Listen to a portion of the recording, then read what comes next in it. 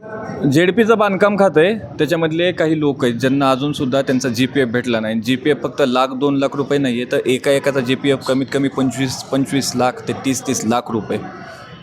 माझ्यासोबत पाहत असताना अर्धे वय झाले लोकांचे या अजूनसुद्धा त्यांना GPF भेटला नाही आहे. संसार तर आता यांचं झालंच, लेकराबाळांची लग्नसुद्धा झाली असतील, पण सरकार आणि स्थानिकचं प्रशासन नेमकं काय करतं आहे काय माहिती. आणि त्यांचं वय झालं उंबरठे झिजून CO सरांचे, पण अजूनसुद्धा ते लोक ते म्हणतात का काही लोक रिटायर्ड झाले तर, पण त्यांना अजूनसुद्धा त्यांचा GPF भेटला नाही आहे. काय नेमकं प्रकरण? खूप वर्षांपासून तुम्ही या प्रकरणाशी जोडले गेलात, तुम्हाला सर्वच काही गोष्टी माहीत आहेत. आणि एका माणसाचं मला असं समजलं की 25 लाख ते 30 लाख रुपये GPF सरकारकडे ऐकू नाही म्हणून. हे प्रकरण असं आहे सर, की जिल्हा परिषद बांधकाम विभाग क्रमांक 2 ह्याच्या अंतर्गत कधी जिल्हा परिषद बांधकाम विभाग अंबेजोगाईच्या अंतर्गत कधी 20 कामगाराला कमी केलं होतं 1990मध्ये. मी या लोकांची लेबर कोर्टात केस टाकली, तिथं बी आपल्या बाजूनं कामगाराच्या बाजूने निकाल लागला. इंडस्ट्रियल कोर्टामध्ये निकाल आपल्याच बाजूने लागला. जिल्हा परिषद गेलं हायकोर्टामध्ये विनाकारण तारखावरून 14 वर्ष घालवले.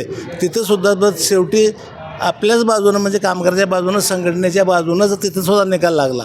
मग ती सुप्रीम कोर्टात जायची त्यांची तयारी होती, पण आम्ही कॅवेटच कामगारातर्फे सुप्रीम कोर्टामध्ये दिल्लीला कॅवेट दाखल केलं, परंतु ते काही गेलेले नाहीत. म्हणून पुन्हा आम्ही शासनाकडे पूर्णतः माहिती करून दिली. मग शासनाकडून का नाही चुकीचा प्रस्ताव पाठवला त्यांना 1998 पासूनचा, परंतु लेबर कोर्टाने सुप्रीम आपल्या हायकोर्टाने 1990 पासून कामावर घेण्याचे आदेश दिलेले होते. ते प्रस्ताव आम्ही माघारी घ्यायला लावला आणि त्याला 1990 ते 1995 पासून कायम करावं अशी मागणी केल्यानंतर शिवनं त्यावेळेच्या तसे शासनाकडून वापस आलेले प्रस्ताव दुरुस्ती करून पाठवली आणि 1995 पासून बरोबर आहे का 95 पासून या लोकांना परमनंट केलं साहेब. आणि 95ला परमनंट केलं आणि तिथून निधीसुद्धा दिला शासनाकडून. परंतु झालं का यांचं जे काही EPF होतं मधला फरक होता 5 वर्षाचा, त्या शासनाकडे पैसे नसल्यामुळे त्यांनी काय म्हणते त्यांच्या भविष्य निर्वाह निधीमध्ये यांचे जमा करा. तर मागलचे जे 5 वर्षाचा जे फरक होता तो 5 वर्षाचा फरक काय तर का नाही 5-6 लाख रुपये जे EPFमध्ये जमा केलं आहे. मग त्याच्यानंतर का नाही ह्यांना पगारी सुरू झाल्या. पगारातून कुण्या कामगाराचे 10,000 कोणाकडून तसेही पगार कपात केलेले आहेत. त्याचेसुद्धा सगळे यांच्या खात्यावर आतापर्यंत एकही पैसा दिलेला नाही. जिल्हा परिषदनं एकही पैसा त्यांच्याकडे देऊन दिले आहे. ह्याच्यामध्ये काही लोक रिटायर झाले आहेत काय मेलेले आहेत, तरीसुद्धा ह्यांच्यावर आत्तापर्यंत त्याच्याकडे पैसा एकही दिलेला नाही जिल्हा परिषदने. शिवला बऱ्याच वेळेस आम्ही उपोषणाला नोटीस आम्ही बघतो म्हणले. आता नवीन आलेले जे शिव आहेत रहमान म्हणायचे त्यांनी मला सांगितलं होतं मार्चमध्ये फायनल करतो. आता मार्च होऊन सुद्धा आता 4 महिने झाले काहीही केलेलं नाही. मग ह्या लोकांना खायचं मरायचं का त्यांच्या पोराचे लग्न झालेले आहेत, म्हणजे लग्न व्हायला आलेले आहेत. आता काही लोक रिटायर झाले त्या लोकांचं जगायचं कसं सांगा. कितीदा खेटे मारले इकडे? कितीदा खेटे मारले ह्या कार्यालयामध्ये गेल्या 4 वर्षापासून कमी 7-8 वेळेस आम्ही सगळे मिळून आलो आहे. उत्तर काय होतं त्यांचं? आम्ही चौकशी करून बघू, संबंधित कोण असतील त्याला आम्ही निलंबित करू वगैरे वगैरे, पण काहीही केलेलं नाही. रिटायर्ड कोण आहे त्याच्यातले अजून? 3 दिवस कधी बसला होता तो प्रश्नाला? ती त्याच्या अजून रिटायर्ड कोण झाले आता? 4 जण होता. एक तुम्ही 5 जण आहेत. अशोक कांबळे, दत्तू दलपत फड, वैजनाथ काळे आणि हा रमेश उदार, मागास दगडू कांबळे. रिटायर होऊन आता 6 महिने झाले. पण अजून तुम्हाला किती वर्ष झालं रिटायर कधी झालं? 13 महिने झाले. मला काही पेन्शन वगैरे भेटते का? पेन्शन भेटते आता सुरू झालं, आता चालू झालं गेलेल्या महिन्यापासून. म्हणजे गेल्या वर्षी रिटायर झाला तर आणि पेन्शन मागच्या महिन्यात चालू झाली. आता चालू झाली. बाकीचे महिने जे उर्वरित होते त्याचे पैसे काहीच नाही. 1 रुपया पण नाही दिला. नोकरी किती वर्ष केली ती? नोकरी किती वर्ष? 60 वर्ष वयापासून 60 वर्ष नोकरी केली. पेन्शन 1 वर्ष अगोदर झालं. 1 महिन्याची पहिली तेवढं आली पेन्शन आली. 11 महिन्याचा रुपये नाही दिला. आणि यांच्या खात्यावर का नाही नियमाप्रमाणे EPFची GPFच्या भविष्य निर्वाह निधीमध्ये कमीत कमी 35 ते 30 लाख रुपये असायला पाहिजेत, पण तो एकही पैसा यांच्या खात्यावर आत्तापर्यंत जमा नाही आहे. म्हणून आमची मागणी शिवकडे होती गेल्या 4 महिन्यापासून. शिवानं काहीही केलेलं नाही. शिवला सुद्धा रहमान साहेबाला आम्ही भेटलो, त्यांनी कौतुक कार्य करतो म्हणून काहीही केलेलं नाही. म्हणून आम्ही आता आम्ही जिल्हा परिषदेचे बॉस आहेत विभागीय आयुक्त, त्यांच्याकडे उपोषणाची नोटीस दिलेली आहे. आता उपोषणाला आम्ही 15 तारखेला जाणार आहेत. ही तुमच्या सगळ्याच्या माहितीसाठी तर पुन्हा परत शेवची भेट घ्यावं म्हणून आमच्या कामगारांना म्हणले तर आम्ही शेवकडं आज आलो. शेवकाने न भेटताच गेलेत आम्हाला. सकाळी किती वाजता आला होता तर CEO साहेबांकडं? 11 वाजता. त्यांची भेटच झाली नाही? नाही भेट होते त्यांची ती झाले, पण मला बोलत मला म्हणले ठीक आहे मी बघतो म्हणले, गेले. ते अजूनही आलेले नाही.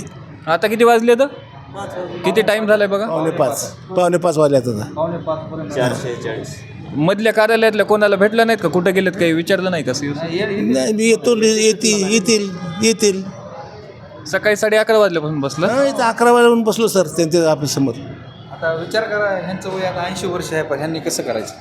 आमच्यासाठी हे करतात म्हणजे आता वयाचा तरी विचार करावा ना समोरच्यानं जरा थोडं तरी. ह्यांना चालता येत नाही, काढता येत नाही, काय नाही, तरी पण आम्ही धरून आता दुसऱ्या मजल्यावर जायचं म्हणजे ह्यांना कसं जायचं?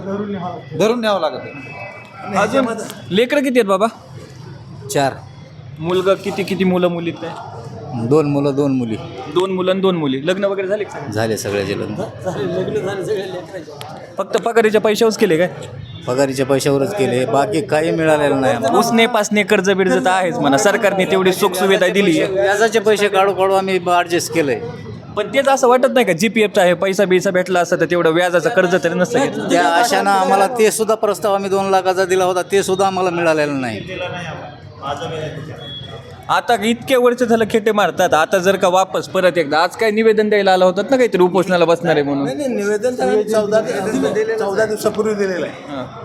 निवेदनाची नोटीस आम्ही काही शिवला दिलेलं आहे, कमिशनरला दिलेलं आहे, ते शासनाच्या वेगवेगळ्या पोलीस आणि ह्याला दिलेले आहेत कायदेशीर द्या. आम्ही 15/7 औरंगाबादच्या कमिशनर महसूलचे कमिशनर ऑफिसपुढे बॉस आहेत ते मराठवाड्याच्या जिल्हा परिषदचे, त्यांच्याकडे उपोषणाला बसणारं नोटीस दिलेले आहे. पण त्यांच्याकडून अद्याप काही उत्तर नाही, यांच्याकडून काही दिलेलं नाही. आम्ही 15 तारखेला कसल्याही परिस्थितीत का नाही आम्ही औरंगाबादला जाऊन उपोषण करणार. एखादा माणूस मेला तरी चालेल काय, पण त्याच्यामध्ये का नाही ह्या कुणाच्या जायला देशोधडीला लागावं. याच्यामध्ये का नाही जे गंभीर गुन्हे झाले आहेत याच्यावर पोलीस केस करायला पाहिजे शिवनं, परंतु शिवनं निष्काळजीपणा केल्यामुळं का नाही त्या लोकांचं फावतं आहे. म्हणून माझं म्हणणं असं आहे की साध्या गोष्टीमध्ये तुम्ही लोकांना का जेलमध्ये घालता, मग त्या करोडो रुपये जाता PFचा घोटाळा आहे, मग ह्यांना तुम्ही गंभीर गुन्हे दाखल करायला पाहिजे याच्यावर. यांचा प्रश्न गेल्या किती वर्षांपासून हे खेटे मारतात. मी अजून विचारतो हो, जर का GPF जर का भेटले पैसे तर किती लाख मिळतील? 40 लाख 45 लाख प्रत्येकाचे आहेत. तुम्ही सध्या नोकरीवर आहेत का? नोकरीवर आहे सध्या. आम्ही आमच्या पगारीमधून आमचं मंथली कपात करतो 10,000 रुपये. ते पण आमच्या खात्यावर रुपये नाही. आणखी आमचं काही घरगुती काम पडलं म्हणून आम्ही एक अर्ज केला होता की आमचं कर्ज आम्हाला तर काही भेटावं म्हणजे GPF. त्याला वर्ष होऊन गेले, आणखी ते आम्हाला 1 रुपया भेटला नाही.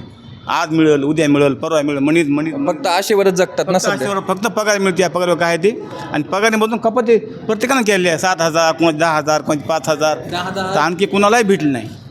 कुठं पैसे आहेत मागाय गेले की असं आहे प्रत्येकाचं. आमचे म्हणजे सध्या तुमच्या सगळ्यांना फक्त एक आशा आहे की काहीतरी न्याय निवाडा होईल आणि तुम्हाला तुमचा GPF भेटेल. आज काय आता तुम्ही जर का हेच नाही केलं तर CO सर तर भेटलेच नाहीत तुम्ही कोणाला. आता जर का नाही CO सर भेटले त्याच्यानंतर वापस एकदा खेटे मारावं लागले तर मग आता पुढं काय करणार? आयुक्तापाशी तिथे जाऊन डायरेक्ट आयुक्ताजवळ जाऊन संभाजीनगरला उपोषण करणार. तिथे जर का न्याय नाहीच भेटला तर मग काय करायचं? मुंबई. पण असं वाटत नाही की आता इतकी वर्ष झालं, आता माफ करा पण तुमचं वय आता वृद्ध व्हायलात तुम्ही, आता खेट तरी किती दा मारणार? आता तुम्ही आमरण उपोषण करणार संभाजीनगरला जाऊन आयुक्तांपुढे, तिथं जर का हे नाही केलं तर मुंबईला जाणार. तेवढं वय आहे का? म्हणजे आता ठीक आहे आम्ही तरुण आहेत, आम्ही खेटे मारू शकतो. तुम्हाला जे आमच्या सर्व आमचे कामगार संघटनेचे सरचिटणीस राजेंद्र विरे ह्यांनी जी माहिती सांगितली ती 101% खरी आहे. आणि सर्वजण आम्ही त्यांच्या सहभागाचे हे करू चालू आम्ही. आता जर का यांच्या प्रश्नाचं उत्तर भेटलंच नाही, CO सरांनी दिलंच नाही, तर हे संभाजीनगरला जाणार आहेत, आयुक्तांच्या कार्यालयासमोर उपोषण करणार आहेत. आणि एवढ्यावरच न थांबता जर का इथे सुद्धा त्यांना न्याय नाहीच मिळाला तर हे जाणार आहेत मुंबईला. आणि मला वाटतं प्रशासनाने स्थानिकच्या आणि सरकारने यांचं वय पाहून तर यांच्यावर दयामाया दाखवली पाहिजे. त्यांच्या 4 लेकरं आहेत त्यांना, 4चे लग्न झाले, त्या माणसाने कर्ज काढले, त्या माणूस जो कष्ट करतोय का त्याच्यातली सुद्धा अर्धी पेमेंट तुम्ही खाताय. बरं ते सुद्धा पैसे त्या माणसाला भेटलेत नाहीत. कितीतरी खेटे मारलेत त्यांनी, तुमच्या पायऱ्या झिजल्या त्यांच्या पायानी, त्यांच्या चक्रांनी खेटे मारू, पण अजूनसुद्धा त्यांना न्याय मिळाला नाही आहे. कधीकधी असं वाटतं भारतात कायदा फक्त याच्याचसाठी बनवला आहे का, कारण यांना जर का न्यायच मिळत नसेल तर त्याच्यावर प्रश्नचिन्ह उभा राहत आहे. सध्या कॅमेरामॅन मुकुंद चिंचकरसोबत मी बालाजी शिंदे. मी आहे सध्या बीडच्या जिल्हा परिषदमध्ये, जिथे अजूनसुद्धा CO सरांची वाट पाहिली जाते आणि अजूनसुद्धा न्याय मिळेल ही आशा व्यक्त केली जाते. लोकांच्या TV पाहत आहे आपण.